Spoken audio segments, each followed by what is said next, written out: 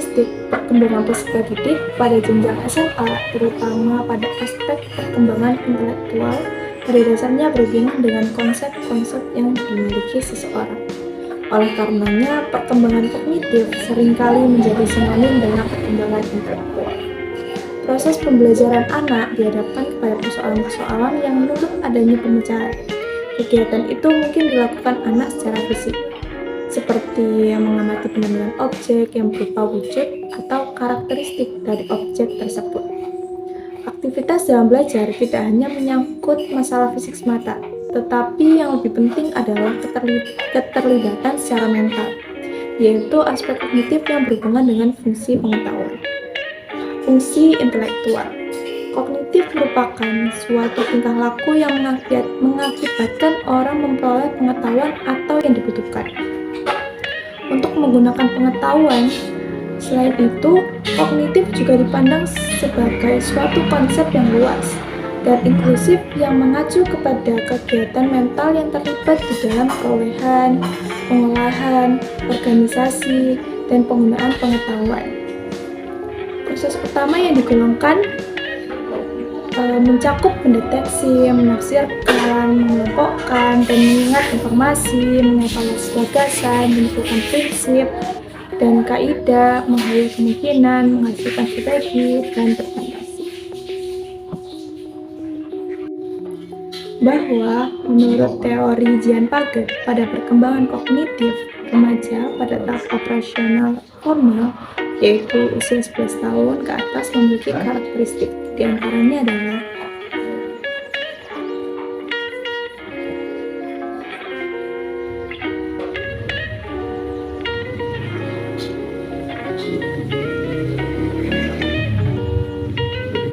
untuk menggali lebih dalam terkait karakteristik peserta didik, di sini saya akan melakukan wawancara dengan peserta didik, yaitu Ananda Ramafadhani dari SMAN Kertapasedar.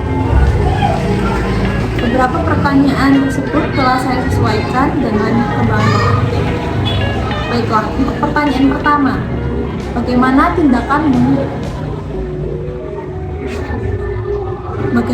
tindakanmu bila ada diskusi di kelas? Biasanya kamu akan bersikap aktif atau pasif selama diskusi tersebut? Biasanya saya bersikap pasif.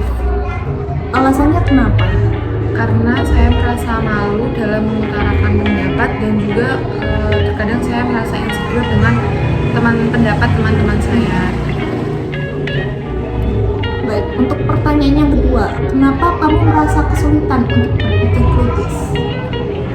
Karena saya merasa bahwa saya kurang dalam menganalisis suatu permasalahan. Hal itu yang mengakibatkan saya kurang dapat berpikir kritis. Untuk pertanyaan yang ketiga, apakah kamu sudah memiliki rencana setelah lulus SMA? Sudah. Kamu ingin berkuliah atau bekerja? Sebenarnya saya masih bingung, namun saya lebih cenderung ingin kuliah. Untuk pertanyaan kelima, Untuk pertanyaan keempat, apakah ada bakat atau passion yang disukai? Saya suka membuat video seperti membuat konten tutorial memasak atau mereview makanan. Untuk pertanyaan kelima nih, manakah statement yang kamu pilih ketika kamu dihadapkan dengan suatu persoalan atau permasalahan? Kamu akan bersikap apatis, netral, atau menanggapinya? Saya rasa saya akan berusaha untuk menghadapinya. Untuk pertanyaan terakhir, ini di sekolah, biasanya kamu belajar itu bagaimana? Apakah sering kesulitan atau kamu mudah memahami semua mata pelajaran itu? Ada beberapa mata pelajaran yang saya mudah pahami, namun ada juga beberapa mata pelajaran yang saya rasa saya kurang memahami, seperti mata pelajaran matematika. Oke, terima kasih Mbak Rahma sudah mau diwawancarai. Maka dapat disimpulkan bahwa masa ini adalah masa peralihan dari masa kanak-kanak ke masa dewasa yang merupakan proses pembelajaran diri dalam aspek inteligensi, sosial, dan pembentukan kepribadian di masa remaja.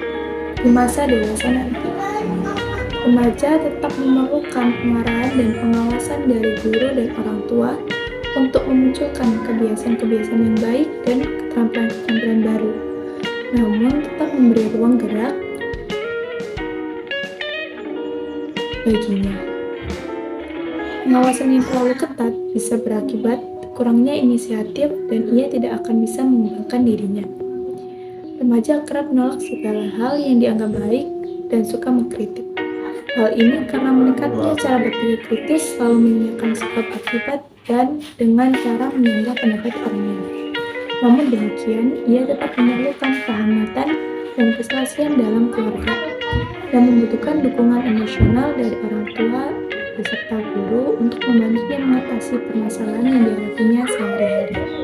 Terima kasih. Assalamualaikum